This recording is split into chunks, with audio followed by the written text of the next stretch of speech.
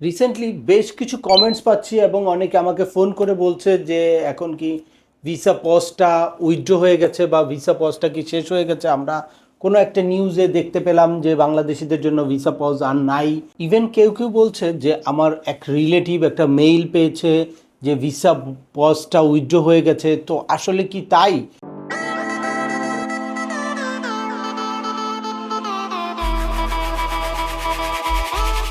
Welcome back. আপনাদের সাথে আছে আমি সিএম আমিনুল বাহার। আমাদের এই চ্যানেলে ইউএসের ফ্যামিলি ইমিগ্রেশনের একেবারে I-130 পিটিশন ফাইল করা থেকে শুরু করে ইন্টারভিউ প্রিপারেশন পর্যন্ত step by step huge informative video আছে। অ্যাট দ্য সেম টাইম বিভিন্ন আপডেটেড ইনফরমেশন আছে। এছাড়াও ভিজিট, পড়াশোনা, ওয়ার্ক পারমিট সংক্রান্তও হিউজ ইনফরমেটিভ ভিডিও আছে। আপনারা যারা যেই টপিকস ইন্টারেস্টেড দয়া করে ওই রিলেটেড সকল ভিডিওগুলো দেখবেন। এরপর ছোটোখাটো প্রশ্ন থাকলে ভিডিও নিচে কমেন্টস করবেন। আর তারপরেও একান্ত কোনো ব্যক্তিগত পরামর্শ বা আমাদের কোনো সার্ভিস নিতে চাইলে ডিসক্রিপশানে থাকা হোয়াটসঅ্যাপ নাম্বারে অ্যাপয়েন্টমেন্ট বুক করে সরাসরি যোগাযোগ করতে পারেন। অ্যাট দ্য সেম টাইম আমাদেরকে ইমেইল করতে পারেন বা আমাদের ইউটিউব, ফেসবুক ও ওয়েবসাইটগুলো ফলো করে সবসময় আমাদের সাথে যুক্ত থাকতে পারেন। এ নিয়ে চলে আসি আজকের মূল আলোচনায়। আপনারা জানেন যে ৭৪টা কান্ট্রির জন্য ফ্যামিলি ইমিগ্রেশন ভিসাটা পজ করে রাখা হয়েছে। এইটা পাবলিক চার্জ বেনিফিট যেই কান্ট্রিগুলা বেশি নিয়েছে সেই সব কান্ট্রির একটা তালিকার মধ্যে বাংলাদেশের নামটা আসায় বাংলাদেশের ইমিগ্রেশন ভিসার অ্যাপ্লিকেশনগুলাও এখন জমা থাকবে। প্রত্যেকটা প্রসেসের সব কিছুই হবে, শুধুমাত্র ইন্টারভিউ হয়ে ভিসাটা ইস্যু হবে না। 2026-এর 21 জানুয়ারি থেকে এই ভিসা পজটা বাংলাদেশিদের জন্য ইফেক্টিভ হলো। আর এই ভিসা পজ ইফেক্টিভ হওয়ার পর থেকেই সবার প্রশ্ন যে কবে এই ভিসা পজ উইথড্র হবে বা আদৌ উইথড্র হবে কি না, বা এই রিসেন্টলি এরকম শোনা যাচ্ছে যে অলরেডি উইথড্র হয়ে গেছে। তো এইটার কতটুকু ভিত্তি বা আপনারা কিভাবে বুঝবেন? আসলেই অনেক এখন ইউটিউবে অনেকেই ভিডিও মেক করে বা ফেসবুকে অনেকেই ভিডিও মেক করে।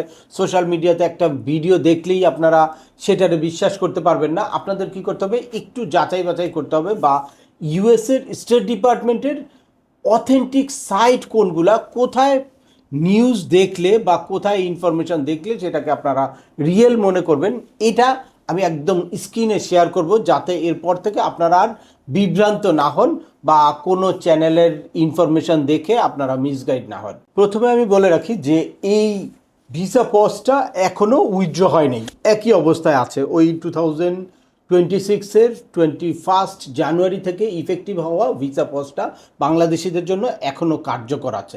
সুতরাং আপনারা যার যার স্টেজে আপনারা কেসটাকে এক্সপার্টাইট করার বা ইন্টারভিউ দেওয়ার বা I-130 পিটিশন ফাইল করা থেকে শুরু করে document submission, DS-260 fill out সব কাজ কিন্তু করবেন। করে শুধুমাত্র এই ইন্টারভিউ দিয়ে তারপর ভিসার জন্য ওয়েট করবেন যে কবে আপনাদের মেইল আসে। যখনই এই ভিসা পজটা উঠে যাবে তখনই আপনাদের কাছে র্যান্ডামলি পাসপোর্ট সাবমিট করার মেইল আসতে শুরু করবে। তো এখন বলি যে আপনারা কিভাবে বুঝবেন। এমনি তো আমাদের চ্যানেলগুলো ফলো করবেন, আমি চেষ্টা করি যে সবসময় আপডেট ইনফরমেশনটা দিতে। আর এই সংক্রান্ত যখনই কোনো আপডেট আসবে তখনই আমি আপনাদেরকে আপডেটটা দেওয়ার চেষ্টা করব। নর্মালি আপডেট না থাকলে আমরা শুধু শুধু ভিডিও মেক করে টাইম কনজিউম করার মতো সুযোগ আমার নাই।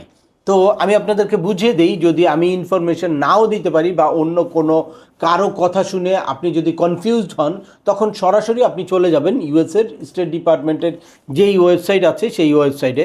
এই যে আপনাদেরকে সরাসরি ইউএসের স্টেট ডিপার্টমেন্টের ওয়েবসাইটে নিয়ে যাব এবং ইউএসের traveldoc.com/bd এই ওয়েবসাইটে এই যে আপনারা দেখতে পাচ্ছেন এখানে সকল আপডেটগুলো এখানে দেওয়া হয় ইম্পর্টেন্ট নোটিশ আকারে। ইভেন বাংলাদেশিদের জন্য যেটা অ্যাপ্লিকেবল সেইটা এখানে থাকে। সকল দেশের জন্য শুধুমাত্র US traveldoc.com ক্লিক করে তারপর আপনারা সেখানে দেখবেন। আর এখানে বাংলাদেশিদের জন্য সেটা /BD এখানে দিয়ে বা বিডি সিলেক্ট করে তারপর ইম্পর্টেন্ট নোটিসে চলে আসবেন। এই যে আপনারা এখানে দেখতে পাচ্ছেন যে লাস্ট যেই আপডেটটা ছিল ইমিগ্রেশন ভিসা পজের ব্যাপারে, এই যে immigration visa processing update effective 21 January 2026 the department state pause all immigration visa issuance to the national of countries including Bangladesh, মানে বাংলাদেশ সহ ওই যে 75টা দেশ যে পজের আন্ডারে পড়েছে সেটা কিন্তু এখানে পাবলিশ করেছে। আর এরপরে এই সংক্রান্ত কোনো আপডেট নাই, দেখতে পাচ্ছেন না আপনারা। এই সংক্রান্ত কোনো আপডেট আসলে নেক্সট এখানে আপনারা দেখতে পাবেন। আর লাস্ট যেই নিউজটাতে এই কনফিউশনটা অ্যারাইজ করেছিল, সেটা হচ্ছে ভিসা রেস্ট্রিক্টেড কিছু কান্ট্রি আছে, ওই কান্ট্রির তালিকায় বাংলাদেশের নাম নেই এবং কখনোই সেই তালিকায় বাংলাদেশের নাম ছিল না। 39টা দেশের একটা তালিকা ইউএসএর স্টেট ডিপার্টমেন্ট পাবলিশড করেছে, যেখানে যেই সব দেশগুলো ভিসা টোটালি রেস্ট্রিক্টেড, মানে সেই দেশগুলোকে কোনো ভিসাই, নন ইমিগ্রেন্ট হোক ইমিগ্রেন্ট হোক, কোনো ভিসাই দিবে না। বাট আমাদের কিন্তু ইমিগ্রেন্ট ভিসাটা পজ আছে, কিন্তু নন ইমিগ্রেন্ট ভিসা কিন্তু সব কিছুই চালু আছে। B1 B2 F1 F2 বা H1B সব K1 K2 K3 এই সকল ক্যাটাগরির ভিসা কিন্তু চালু আছে। দ্যাটস ওয়াই আপনারা এই নন ইমিগ্রেন্ট ক্যাটাগরিতে যারা আবেদন করতে চান তারা কিন্তু তাদের আবেদনটা ঠিক রাখতে পারেন, এবং ইমিগ্রেন্ট ক্যাটাগরিতে যারা যেই স্টেজে আছেন আবেদনের প্রত্যেকটা স্টেপ আপনারা কিন্তু আপনাদের জায়গা থেকে প্রয়োজনীয় ব্যবস্থা কিন্তু অবশ্যই গ্রহণ করবেন। শুধুমাত্র ইন্টারভিউ দিয়ে তারপর আপনার ভিসার ডিসিশনটা পজ থাকবে।